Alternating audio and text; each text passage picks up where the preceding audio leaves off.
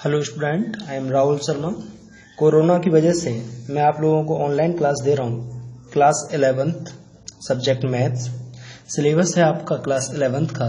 आप घबराएं नहीं, आपने 10th में थोड़ा कम पढ़ा है, 11th में कुछ ज़्यादा पढ़ेंगे। मैथ्स से डर नहीं है, 11th में इजी है, टेंशन ना लें। और 12th 11th से भी इजी है, ठीक है ना। तो सिलेबस है आपका class 11th math syllabus. Total आपके जो चैप्टर हैं वो 16 चैप्टर हैं, जैसा कि मैं देख रहा हूं यहाँ। फर्स्ट चैप्टर आपका सेट है, second chapter relation and function है। ये दोनों चैप्टर आपस में एक दूसरे से रिलेटेड हैं, एक दूसरे से। थर्ड चैप्टर ट्रिग्नोमेट्रिक फंक्शन है, जो आपने 10th में पढ़ा है, उससे आप यहाँ एक्स्ट्रा पढ़ेंगे, उसका थोड़ा सा यूज होगा, ठीक है ना। चैप्टर 4 है आपका PMI, शॉर्ट बोलते हैं हम इसको PMI, principle of mathematical induction. Very easy, आपने ये 3 क्वेश्चंस कर लिए, इसके हो जाएगा 6 मार्क्स का। एक क्वेश्चन आता है आपका फाइनल एग्जाम में। 5 है complex number and quadratic equation. Quadratic equation आपने पढ़ा है 10th में, लेकिन आपने रियल नंबर के लिए पढ़ा है।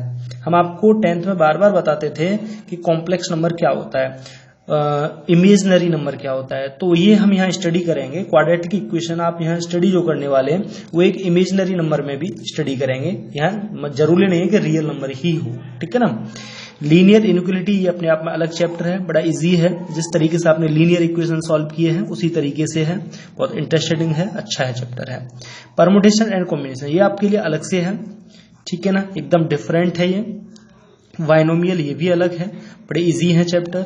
सीक्वेंस इसमें आप एपी कर चुके हैं, एक नेक्स्ट चैप्टर टॉपिक और आ जाएगा इसमें, ज्योमेट्रिकल प्रोग्रेशन, ठीक है ना, बड़े इजी है, एपी आप कर चुके हैं। ओके, स्ट्रेट लाइन, ठीक है, स्ट्रेट लाइन यहाँ एक 3 स्ट्रेट लाइन बड़ी इजी है, आप कोऑर्डिनेट कर चुके हैं, वहीं आपका थोड़ा सा और बढ़ जाएगा। स्ट्रेट लाइन के फॉर्मूले यूज होंगे। कोनिक सेक्शन, कोनिक सेक्शन आपका अलग से है चैप्टर, बड़े अच्छे चैप्टर है, कोई प्रॉब्लम की बात नहीं है। इंट्रोडक्शन टू 3 डायमेंशंस, आप देखो 2 डायमेंशंस ऑलरेडी पढ़ चुके हैं कोऑर्डिनेट ज्योमेट्री में, अब यहाँ आप 3 डायमेंशंस पढ़ेंगे, मींस एक्स वाई जेड में पढ़ेंगे। अब तक जो आपने स्टडी किया है वो एक्स और वाई में किया है। ये आपका अलग नया चैप्टर है, लिमिट एंड डेरिवेटिव, वो मोस्ट इंपोर्टेंट चैप्टर है तो सारे इंपॉर्टेंट, ये कुछ खास है, ज्यादा मार्क्स का आता है। मैथमेटिकल रीजनिंग, ये चैप्टर तो आपका एक्स्ट्रा ही मान लो आप इसको, मैथमेटिकल रीजनिंग, इससे रिलेटेड कोई क्वेश्चन नहीं आता है, रीजनिंग पर डिपेंड है ये, ठीक है ना। स्टैटिक्स, स्टैटिक्स आप 10th में जैसा स्टडी किया है यहाँ भी आप उसी तरीके से आप स्टैटिक्स की स्टडी करने वाले हैं। प्रोबेबिलिटी, ठीक है ना, प्रोबेबिलिटी कुछ एक्स्ट्रा हो जाएगा, सब कुछ ये आपने देखा ही है, उसी के अकॉर्डिंग पे है, ठीक है ना। तो आपके 16 चैप्टर थे, लेकिन इस चैप्टर को यदि मैं हटा देता हूं तो 15 ही चैप्टर रह जाते हैं, बड़े इजी है, ये आपका टोटल सिलेबस है। अब यहाँ फाइनल एग्जाम देखो, PT1 तो होगा नहीं, होगा तो देखा जाएगा क्या होगा कैसे होगा। हम स्कूल के अकॉर्डिंग तो आपको सिलेबस नहीं बता सकते हैं, हम फाइनल एग्जाम की बात करेंगे, किस तरीके से आपका एग्जाम आता है। 80 मार्क्स का आपका रिटन टेस्ट होगा, 20 मार्क्स का आपका स्कूल के, पहले तो 100 मार्क्स का होता था आपका पेपर मैथ्स का, अब उसको चेंज कर दिया है, 10th के अकॉर्डिंग ही बना दिया है 11th और 12th को, कि 80 मार्क्स जो है वो डिपेंड है आपके रिटन टेस्ट पर, और जो 20 मार्क्स हैं वो आपके स्कूल असाइनमेंट। जैसे 20 मार्क्स जो डिपेंड करेगा वो नोटबुक पे डिपेंड करेगा, ठीक है, आपके एक्टिविटी पे डिपेंड करेगा, जो एक्टिविटी आप करेंगे, जिस तरीके से कोई एक्टिविटी दी जा रही है आपको, जैसे हम लैब मैनुअल बनवाते थे इस पे। और PT1, PT2 और PT3, इसमें जो सबसे बेस्ट जो 2 एग्जाम होंगे उसके मार्क्स 10 इसके मार्क्स और 10 इसके मार्क्स इजिकल टू 20, इस तरीके से आपका ये सिलेबस है, ठीक है ना। अब हम यहाँ देख रहे हैं कि हम सबसे पहला जो चैप्टर है सेट, सबसे पहला ही हम चैप्टर स्टार्ट करेंगे सेट, क्योंकि सेट यदि हमने कर लिया तो रिलेशन फंक्शन बड़ा इजी हो जाएगा, ठीक है ना। रिलेशन ये अपने आप में अलग है, इसका कोई यूटिलाइज नहीं है इससे, ठीक है ना। तो मैं सबसे पहले आपका चैप्टर स्टार्ट कर रहा हूँ NCERT सेट, इसको हम पहले सेट थ्योरी बोला करते थे, अब तो सेट ही है, सेट्स। सबसे पहले हम ये देखते हैं कि सेट क्या होता है। तो आप डेली लाइफ में देखते हैं कि सेट क्या होता है। अब कहते हैं अरे यार ये इसका सेट है, जैसे एंगल सेट है, आप कप का सेट देखते हैं, आप किचन में किसी का भी सेट देखते हैं, हम डेली लाइफ में बोलते हैं अरे ये सेट है, इसको सेट बना लेते हैं।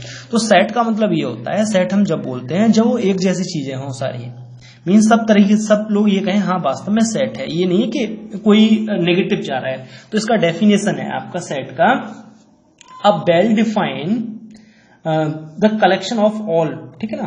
तो अ वेल डिफाइंड, इसका डेफिनेशन है define, a well defined well defined collection of object is called set। आप मेरी बात समझ रहे हैं? मैं यहां से क्या बोलने वाला हूं? मैं ये बोलने वाला हूं a well defined मतलब सब तरफ से सही डिफाइन हो जाए। कलेक्शन जो आपने कलेक्ट किया है, ऑब्जेक्ट किसको? ऑब्जेक्ट को, ठीक है, उसी को हम सेट बोलते हैं। फॉर एग्जाम्पल आप यहाँ ऑब्जेक्ट ले सकते हैं, all natural number, all whole number, ठीक है। इस चैप्टर से बच्चे घबराते हैं, कोई घबराने की आवश्यकता नहीं है आपको। इस चैप्टर में आपके देखिए नंबर सिस्टम यूज होता है, आपकी बेसिक नॉलेज इसमें यूज होती है और कुछ नहीं है। फॉर्मूले पे डिपेंड है, बहुत अच्छा चैप्टर है, घबराने की जरूरत नहीं है, बस कंटिन्यूटी होनी चाहिए, इसमें कहीं गैप नहीं होना चाहिए बच्चे का। तो ऑब्जेक्ट, नेचुरल नंबर ले लिए, होल नंबर ले लिए, आपने क्रिकेटर्स के नेम ले लिए, ठीक है। कलेक्शन कर रहे हैं ना आप, कलेक्शन कर रहे हैं किसका? ऑब्जेक्ट आप अपनी तरफ से ले सकते हैं, ठीक है। नोवेल आपने ले लिए, क्रिकेटर्स के नेम ले लिए, राइटर्स के नेम ले लिए आपने, लेकिन ये यहाँ कंडीशन है वेल डिफाइन, वो सब तरफ से वेल डिफाइन हो जाए। जिस तरीके से हम सेट किस तरीके से बोलेंगे, यहाँ से कुछ एग्जाम्पल ले लेते हैं। फर्स्ट एग्जाम्पल मैंने बोला कलेक्शन ऑफ नेचुरल नंबर, तो ऑल, अच्छा इसको एक चीज और बता देता हूं मैं यहां से कि जो एलिमेंट होते हैं, जो ऑब्जेक्ट होते हैं, वो हमारे अल्फाबेट स्मॉल होते हैं, ए बी सी डी इससे। और जो हम सेट को रिप्रेजेंट करेंगे वो हम बताएंगे अभी, टू टाइप से रिप्रेजेंट करते हैं हम इसको सेट को। तो सेट को हम किससे शो करेंगे, किस सिंबल से? तो आप capital A B C D से। जो सेट है, जैसे मैं यहां से ए ले रहा हूं, ए सेट ले लिया मैंने, तो यहां मैं कैपिटल से शो करूंगा और इसके जो अंदर नंबर होंगे वो आपके स्मॉल होंगे। अब मैं यहां से ये वेल डिफाइन कर रहा हूं कि collection of all natural number, तो मैं बोल रहा हूं ऑल नेचुरल नंबर, यही समझना है बेटा आपका कॉन्सेप्ट। मैं बोल रहा हूं ऑल नेचुरल नंबर, तो मैं ये लिखूंगा यहां 1 2 3 ... ऑल नेचुरल नंबर। अब मैंने आपसे पूछा कि बेटा कलेक्शन ऑफ ऑल नेचुरल, तो आपका भी आंसर यही होगा। आप बस इसको अदला बदली कर सकते हैं, इसके प्लेस चेंज हो सकते हैं। ये कर्ली ब्रैकेट से यूज करते हैं इसको, सेट में कर्ली ब्रैकेट मतलब ऑल नंबर्स यहां शो हो रहे हैं। आप इसको ये भी लिख सकते हैं, नो प्रॉब्लम, 3 4 1 7 8 2, मतलब आ जाने सारे नंबर आ जाए, इसमें इधर उधर हो जाए उसका प्लेस, तो कोई प्रॉब्लम की बात नहीं है, कोई भी घबराने की बात नहीं है।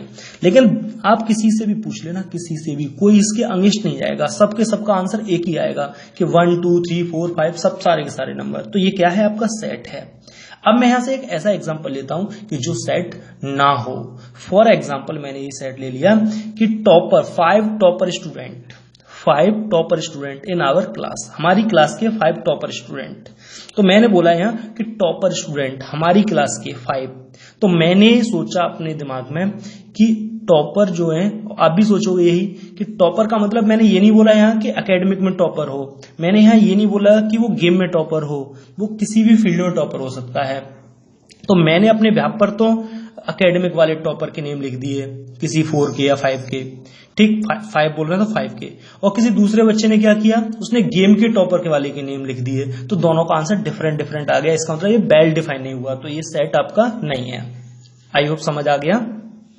वन मोर एग्जाम्पल, एक एग्जाम्पल और ले रहा हूं, the collection of good cricket player in India, या कुछ भी गुड क्रिकेट, या फेवरेट ले लेते हैं, फेवरेट या गुड ले लो, एक ही बात है। तो मेरी नजर में गुड कोई भी हो सकता है, आपकी नजर में कुछ और हो सकता है। मैं सपोज ओल्ड टाइम का हूं, ठीक है, तो मुझे दिखेगा सचिन तेंदुलकर, वीरेंद्र सहवाग।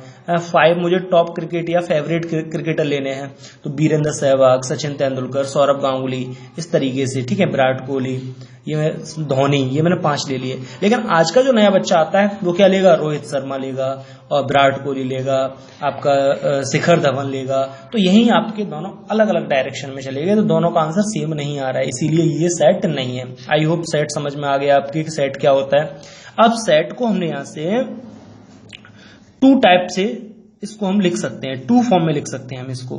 फर्स्ट होता है आपका, इसको हमने डिस्क्रिप्शन ऑफ अ सेट, हमने इसको 2 पार्ट्स में डिवाइड किया है। फर्स्ट है आपका रोस्टर फॉर्म, 2 फॉर्म में लिख सकते हैं। रोस्टर फॉर्म, इसका दूसरा नेम भी होता है, और टेबुलर फॉर्म भी बोल सकते हैं इसको हम, टेबुलर फॉर्म। ये 2 नेम से होता है, रोस्टर फॉर्म और टेबुलर फॉर्म। ये होता है एक set builder form, set set builder form, ये 2 फॉर्म में लिखते हैं। तो ये जो मैंने फॉर्म लिखी है अभी ऑल नंबर्स कर्ली ब्रैकेट में, तो ये तो आपकी टेबुलर और रोस्टर फॉर्म है, एक ही नेम है इन दोनों का, ठीक है ना, रोस्टर फॉर्म बोल दो या टेबुलर। सेट विल्टर फॉर्म को मैं अभी आपको बताऊंगा, पहले हम इसको डिफाइन कर देते हैं कि रोस्टर फॉर्म क्या होता है। इसका डेफिनेशन बता रहे हैं हम रोस्टर फॉर्म का। तो रोस्टर फॉर्म होता है आपका in this form a set is described by listing elements, element आप समझ रहे हैं, object, elements separated by common, ठीक है। मींस हम इसको ऐसे लिख सकते हैं, इसको इस वाले ब्रैकेट से यूज करें हम, सेपरेट में ऑल एलिमेंट हम शो कर दें। जैसे मैंने अभी यहां लिया कि द कलेक्शन ऑफ, फर्स्ट एक एग्जांपल ले रहा हूं, a collection of all natural numbers. तो a collection of natural number बोला है मैंने यहां से, और मैं किस वाली फॉर्म में लिख रहा हूं, रोस्टर फॉर्म में लिख रहा हूं। तो in this form of set described bye listing all element को हम लिस्ट करेंगे, सबको नोट करेंगे। मींस मैंने ए से रिप्रेजेंट कर रहा हूं इसको, सेट को ए से कर दो, बी से कर दो, कैपिटल XYZ से कर दो। अब ये नेचुरल नंबर 1 2 3 4 होल नंबर ले लीजिए आप, नो प्रॉब्लम। तो ये है आपका रोस्टर फॉर्म और टेबुलर फॉर्म। अब नेक्स्ट आते हैं हम यहां से सेट विल्टर फॉर्म। अभी मैं सपोज दैट यहां ले लेता हूं कि name of months, collection of months 1 year, whole year, ठीक है ना।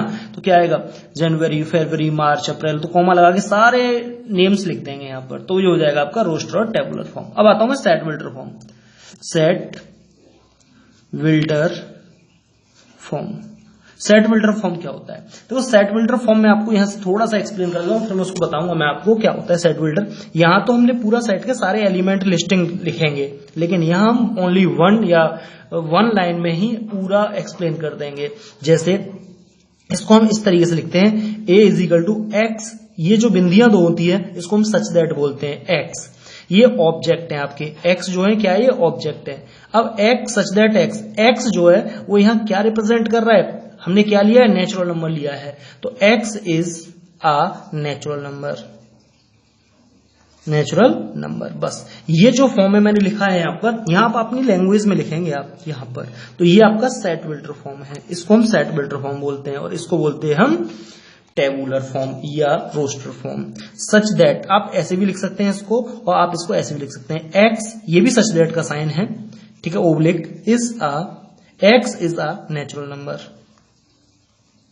ठीक है, इस तरीके से। अब होल नंबर होता है तो इज अ होल नंबर, इस तरीके से आप इसको नोट करेंगे। अब इसको लिखते किस तरीके से हैं, मैं यहां लिख देता हूं इसका definition. In this form a set is described by property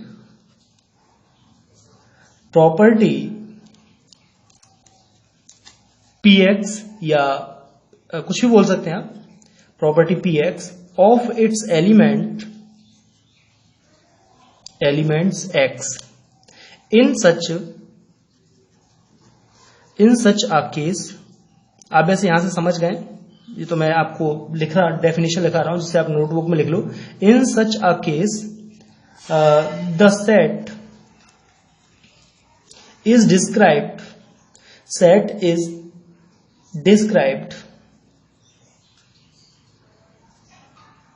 described by, मैंने अभी आपको किस तरीके से बोला था, मैं इसको इस तरीके से लिख सकता हूं कि x आएगा curly bracket he, x such that px मतलब ये आपको जो px है वो होल्ड,